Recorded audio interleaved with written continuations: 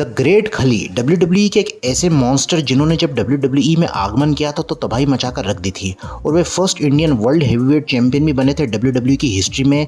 और इस सफलता के पीछे खली के पर्सनल स्ट्रगल्स भी रहे हैं जिसके बारे में हम आज इस वीडियो में बात करेंगे। ग्रेट खली का असली नाम है दिलीप सिंह राणा और उनका जन्म हुआ था अगस्त 8, 1972 के धीराना सिमरोर हिमाचल प्रदेश में, जहां पर उनका परिवार खेती करता था।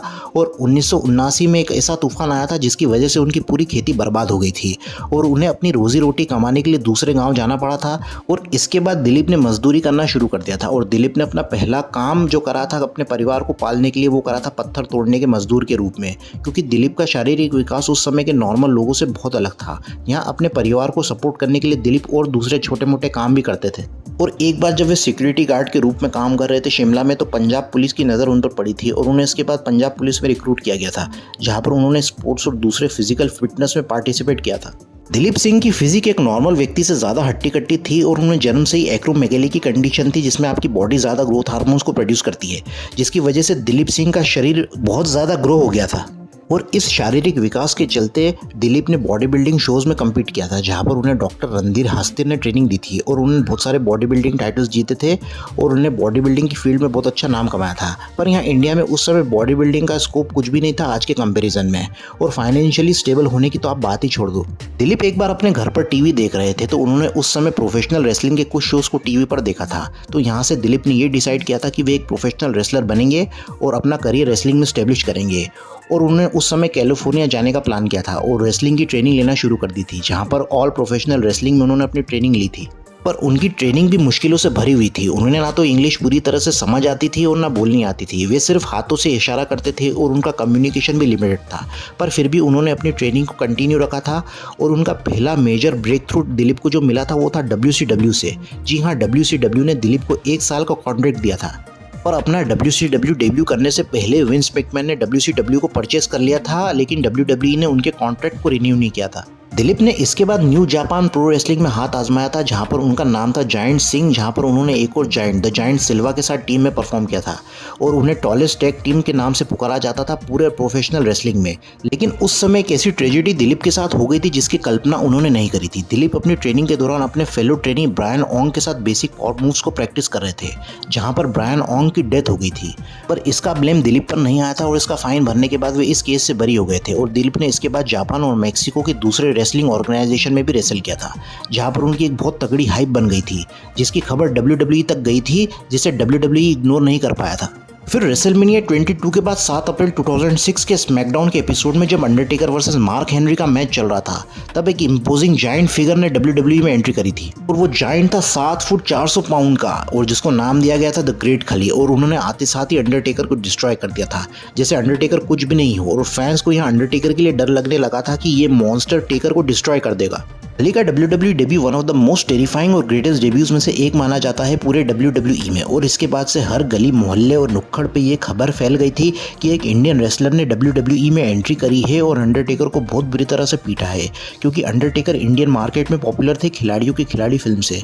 वो लोग भले ही रेसलिंग या WWE नहीं भी देखते हों, पर वे अंडरटेकर को जरूर जानते थे कि एक बंदा है जिसकी एंट्री लाइटनिंग में होती है, वे काले कपड़े पहनता है और सुपर नेचुरल है। इंडियन व्यूअरशिप यहाँ इंडियन मार्केट में 4 चांद तक पहुंच गई थी और विंस मैकमैन ने यहाँ पर खली को एक अनस्टॉपेबल जायंट मॉन्स्टर के रूप में पुश किया था। फिर जजमेंट डे पेपर व्यू होने से पहले खली ने कुछ हल्के फुल्के बंदों को स्क्वैश किया था और जजमेंट डे पर खली और टेकर का मैच होता है, जहां पर खली ने टेकर के मूव्स को सेल नहीं किया था, जिससे खली के एक मॉन्स्टर के रूप में स्टेब्लिश हो गए थे। और बहुत कम ही बार ऐसा देखने को मिला हो कि डेडमैन को किसी ने डोमिनेट किया हो। Hulk Hogan, Mankind, Kane, Shawn Michaels, Steve Austin, Rock, Triple H, Kurt Angle, Brock Lesnar के बाद ही किसी ने टेकर को इतनी कड़ी चुनौती दी हो। खली ने टेकर को डोमिनेट किया और हराया उनके WWE के पहले पेपर व्यू में। और यहाँ खली के अंदर एक खामी व्यूअर्स को दिखने लगी थी कि वे इतने ज़्यादा फुर्तीले नहीं है रिंग में। खली सिर्फ अपने पावर मूव्स पर ही निर्भर रहते थे।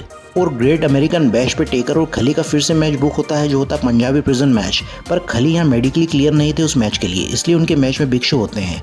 फिर खली ने WWE के एक और जायंट टेकर के भाई केन के साथ एक फ्यूड में इन्वॉल्व हो गए थे और रेसलमेनिया 23 पर खली ने केन को हराया था। फिर 2007 में जब जॉन सीना एक मेगा स्टार के रूप में छाए हुए थे, खली को उनके साथ भी एक राइवलरी में डाला गया था, पर यहाँ पर जजमेंट डे और वन नाइट स्टैंड पर जॉन सीना से वे हार गए थे। पर यहाँ विंस मैकमैन ने खली के पुश को कंटिन्यू रखा था, क्योंकि हमेशा से ही WWE में जायंट रेसलर्स की हिस्ट्री रही है कि विंस उनकी इमोबिलिटी के बावजूद भी उन्हें हमेशा से स्ट्रांगली बुक करते आए हैं। खली ने इसके बाद 20 जुलाई स्मैकडाउन के एपिसोड में 20 मैन बैटल रॉयल जीता था और पहले वर्ल्ड हेवीवेट चैंपियन बने थे, जो किसी इंडियन रेसलर के लिए बहुत बड़ा अचीवमेंट था। और फिर ग्रेट अमेरिकन बैश पे वे अपनी चैंपियनशिप को डिफेंड भी कर लेते हैं और विंस मैकमैन या खली को सिर्फ इंडियन मार्केट में ग्रो होने के लिए पुश कर रहे थे और ये स्कीम उनके लिए सक्सेसफुल साबित हुई थी। खली इसके बाद बटिस्टा और फिनली के साथ फ्यूड में थे, पर यहाँ पर WWE ने खली को उनकी रेसलिंग स्टाइल के लिए प्रोटेक्टेड रखा था और उनके ज़्यादातर मैचेस शॉर्ट रहते थे। अगर हम उन्हें आंड्रे द जायंट से कंपेयर करें तो आंड्रे के अंदर फुर्ती थी उनके हाइट और वेट के हिसाब से, पर खली की रेसलिंग स्टाइल काफ़ी स्टिफ थी। मैं यहाँ पर उन्हें क्रिटिसाइज़ नहीं कर रहा हूँ, उन्होंने WWE में काफ़ी अचीव किया है, पर जो फैंस इंडिया के बाहर है WWE में, उन्होंने खली को इतना पसंद नहीं किया था और उन्होंने इसके बाद बिग शो ट्रिपल एच के अगेंस्ट भी लूजर बताया था बैकलैश और समरस्लैम पेपर में, जहां पर वे बिग शो से ECW चैंपियनशिप हार गए थे और ट्रिपल एच से WWE चैंपियनशिप हार गए थे। और इस दौरान खली अपने नी पेन से भी सफ़र कर रहे थे और वे रिंग में और ज़्यादा लिमिटेड हो गए थे, जिसकी वजह से उन्हें टीवी से ऑफ किया गया था और उनकी सेफ्टी के लिए। और उनकी नी इतने समय तक 400 पाउंड्स के वेट को झेल रही थी और उनकी हेल्थ को देखते हुए उन्हें WWE के कॉमेडी सेगमेंट्स में डाल दिया गया था, जहां पर रॉ पर खली का किस कैम सेगमेंट होता था, जहां पर खली क्राउड में रैंडम महिलाओं को रिंग में किस करते थे। और खली का कैरेक्टर यहाँ से थोड़ा मजाक बनने लगा था, पर WWE ने यहाँ पर उन्हें फिर से कुछ स्टोरी लाइन्स में डाला था, जिसमें से एक था उनका और इंडियन रेसलर जिंदर महल के साथ फ्यूड। जिंदर महल को WWE में उनके ब्रदर इन लॉ के रूप में लाया गया था और जिंदर ने खली को रिंग में स्लैप किया था कि उन्होंने अपने फैमिली ट्रेडिशंस को इंसल्ट किया है।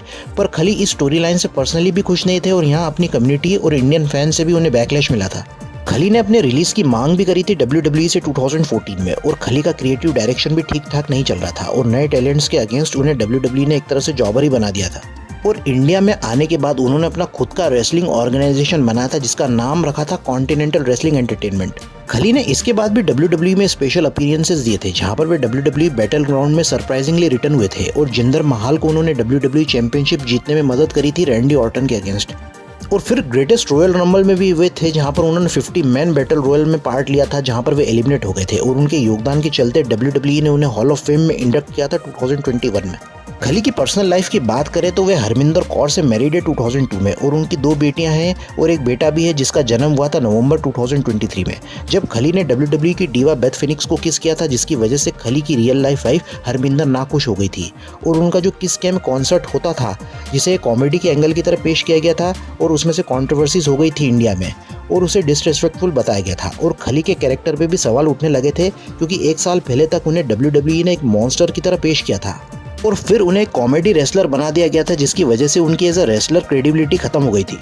और खली की गिमिक चेंज होने से वे बेवकूफ़ दिखे थे और उनके हॉल ऑफ फेम इंडक्शन को भी क्रिटिसाइज किया गया था और उनके रेसलिंग स्टाइल को बिलो एवरेज बताया गया था, क्योंकि ना तो कोई उनके क्लासिक मैचेस थे और ना उनकी राइवलरी रही है, जिसकी वजह से आज तक जितने भी हॉल ऑफ फेमर्स WWE में इंडक्ट हुए हैं।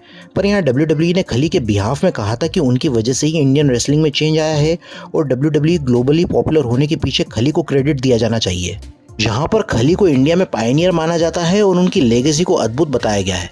यहाँ पर हम खली की WWE जर्नी और उनके रेसलिंग करियर को अगर महान दृष्टि से देखें तो खली ने अपने रेसलिंग करियर में बहुत अचीव किया है। उन्होंने इंडिया में WWE को तो ग्लोबली पॉपुलर किया है, पर उन्होंने इंडियन एथलीट्स को भी इंस्पायर किया है प्रोफेशनल रेसलिंग के लिए। तो दोस्तों, यहाँ पर खली का वीडियो होता है एंड, और आपको वीडियो कैसा लगा आप कमेंट कर बताएं। तब तक लाइक शेयर करें wrestling stories and facts channel को।